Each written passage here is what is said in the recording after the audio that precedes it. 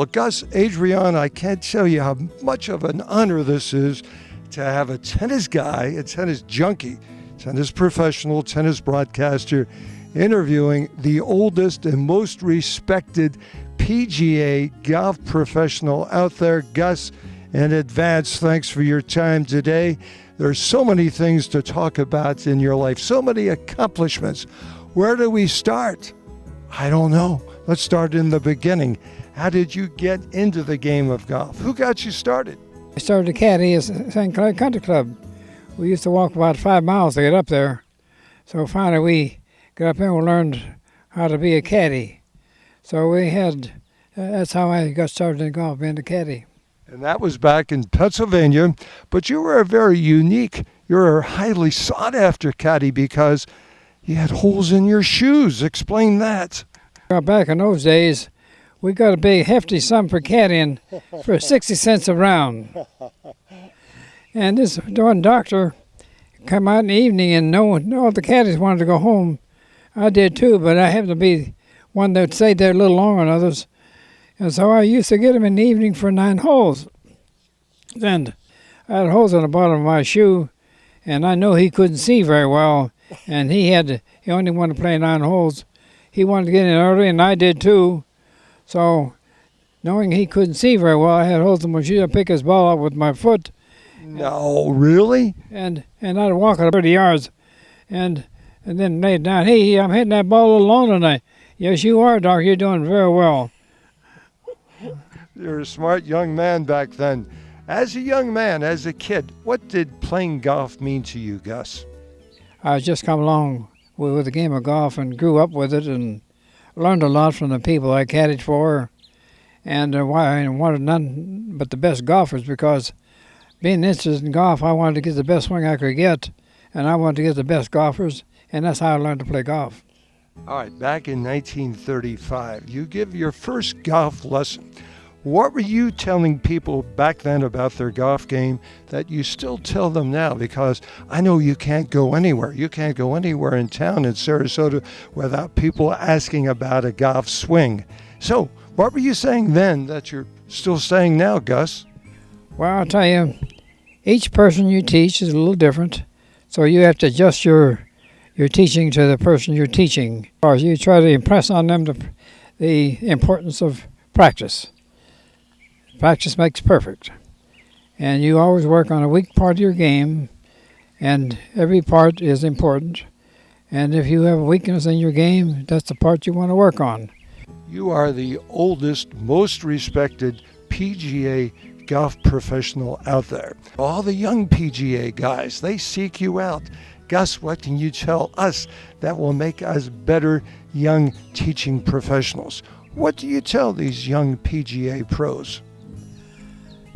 You take your student, and you have to try to sum up what this man is capable of doing with a golf swing, because each person is different, and some people can come along and be a better golfer because they're physically fit for that, but the others are not. So you got to make sure that that what you're teaching them is something that they can do physically, and you have to let them know that there's a limit to how far they can go, because after all, everyone likes to be a good golfer, but they're not physically set for that.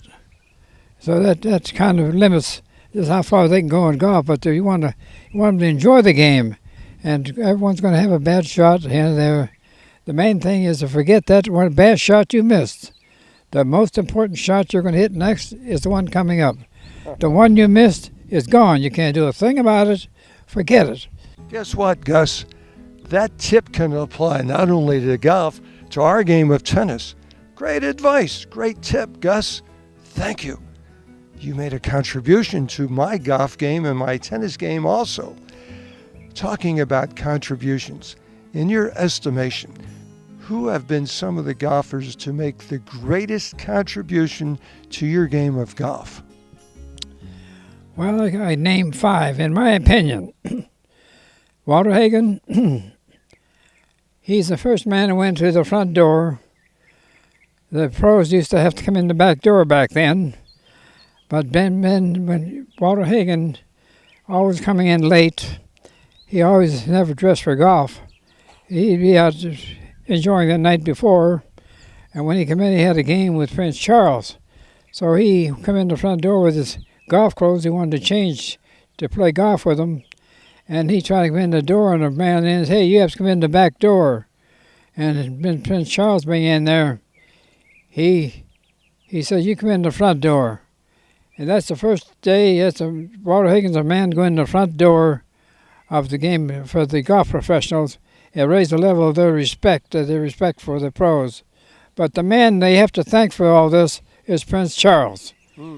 He's the man that opened the door for all the golf pros going through the front door and getting the respect that they have today.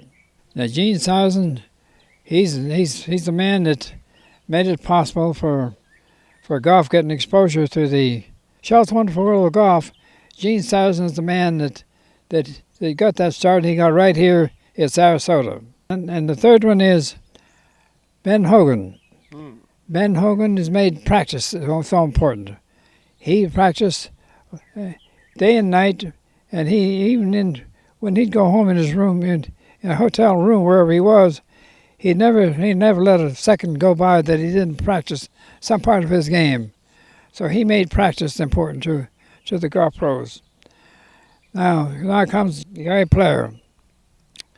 Gary Player made him the part of being physically fit, a very important part of who you are today. He made physical conditioning very important. And now comes Arnie Palmer. Arnie Palmer is a man who made the fans so important, because without fans, you don't have the sponsors. And he got the fans out. He called what Arnie's Armor. Of course, now that's not the only part. His game spoke for itself. As what he's done for golf, he raised the level of what they play for today, and they call him the king. And he earned the title of king. It's what he does for the game on the golf course, and he does many things off the golf course also, which contributes a lot to the result of the game of golf. And all the pros today all have a special program because Arnie Palmer set the idea of doing something for others besides playing golf. Gus, there have been changes in the game of tennis, changes in the game of golf, changes that you like. The thing I like about the game of golf is the level at which they score today. The equipment change, the clubs, the golf balls, those two important things that they made today. And of course now the golf courses have also gone through changes because they manicure the golf courses a little different than what we had back in those days. When we had a rough, you got off the fairways back in those days, you hunted for the golf ball. The grass was so high. When they said rough, it was rough. But today they cut it down to a level where you can use the wood in the rough. Today they've changed that. Now they're scoring better because of that. A challenge of a golf course is not what it used to be when I was back in those days, and I'm going back in the 30s, when the golf courses were not as manicured as they are today. All the equipment has a lot to do with how far they hit the golf ball. There's quite a few changes in the equipment. Very big change. Indeed. Gus, you continued to shoot your age in golf up to a year ago. You still work out physically on your game. You do it in the pool. You practice your golf swing in the pool? Yes. Underwater? Yes. Wow. Get against the side of a pool, and I'll swing back and forth, swinging through water, and trying to get the swing.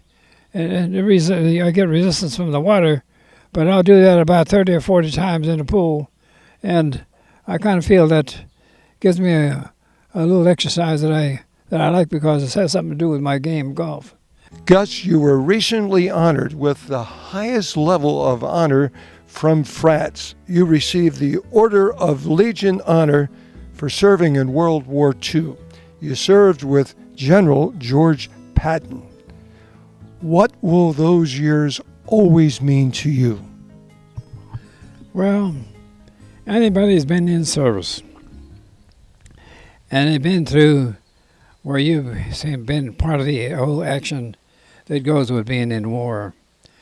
You never forget your buddies, and you never forget all the things you come through. You're lucky to get through what you did without being the result of a fatal end. And that's because not only yourself, but someone higher than you was watching over you. Enemy has just knocked out 4 tanks. And we now are on foot, approaching this little town. And up on the hill was the emplacement of these guns that knocked out the tanks. And I also had snipers up there. And we walked up there and walked into town. And I came into a house, looked at me, it was about three stories high. Well, they watched me going upstairs. They saw me going up there. So they waited until I got to the top step, the top floor, and they hit that area with a gun, with one of those shells. I thought they blew my ears out. I couldn't hear for 2 weeks, and I have an hearing impairment. So one of those was from that action there, and I'm here talking about it. And I come reeling dazed downstairs because of that shell just affected me that much at that point. It hit so close to me. I just couldn't believe that you could go through, a human being, go through that force of the shell, explosive power that it had there, and still here talking about it. And that's just one of the things. Very impactful. Impactful golf. Recently, just within 2 years ago, you shot your 8th hole in one. Now, when do you know it's going in that hole? When the ball leaves your golf club, when you sight it, the flights of the ball, or don't you know until it finally drops in, Gus? You really don't know. Having a hole in one is luck, pure luck. No skill. You hit the ball towards the hole on the par threes. If it goes in, it's in. But believe me, it's luck. It is not skill. Skill is coming heading towards the pin, but going in a hole is a matter of luck. Let's talk about one of your most lucky days. Back in the year 1983, you buy a lottery ticket in Pennsylvania. The next thing you know, you're getting $1,000 a week for life. Right now, you've picked up $1.3 million, Gus. Will you ever forget that day? No, I'll never forget that day, because when that day came, I was in Harrisburg, and he said, now we're going to draw the one that wins the start of the week for life. So they happened to draw my number on the 8th one, and I was watching, I was there, and there I am. And they said, now don't forget to pick your $10,000 checkup before you leave. And who do you think forgot to pick up their check before they leave? I did. No. But I went back and got it. We'll give it the whole thing. I said, no. I said, I'll keep it $1,000 a week. Gus, you have not shared this passion of golf alone. Your beautiful wife, Betty, loves this game as much as you. You share this passion for golf together. All of a sudden, Betty's passion for golf is displayed in the movies on the big screen. She's in Caddyshack. She's in the pool, and something's floating by the pool there. Tell us the rest of that story. This is very exciting. That was your club down in Plantation? Plantation, that's where I played. But she managed a golf shop there, and that's why she became in the scene. So as a result, why she's the one. I was not there at the time. So it was afterwards I heard, like everyone else, what happened. So we saw her coming out on the pool, and we keep talking about her being in the scene. She came out when the candy bar was found, and they drained the pool, and Betty was part of that. I remember. What's it been like sharing your passion for golf with the man that you're passionate about right now? This guy, Gus, is okay, isn't he? Yes. Well, my dad gave me golf lessons since I was 8 years old, and he passed away and I wanted free golf lessons, and Gus came along. Free golf lessons For life. for life. And here you are in Sarasota with the Koz, doing a golf interview on a tennis TV talk show. Gus, what an honor you just gave me today and our audience. Golfer, tennis player, we are proud of this guy.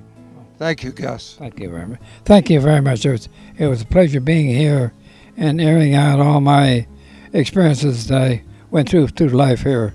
And talking to this man here is something that I enjoyed very much. Not as much as I did. Let's keep alive our love of golf and tennis together. Yeah, I'll endorse that. Let me tell you, a century goes faster than you think.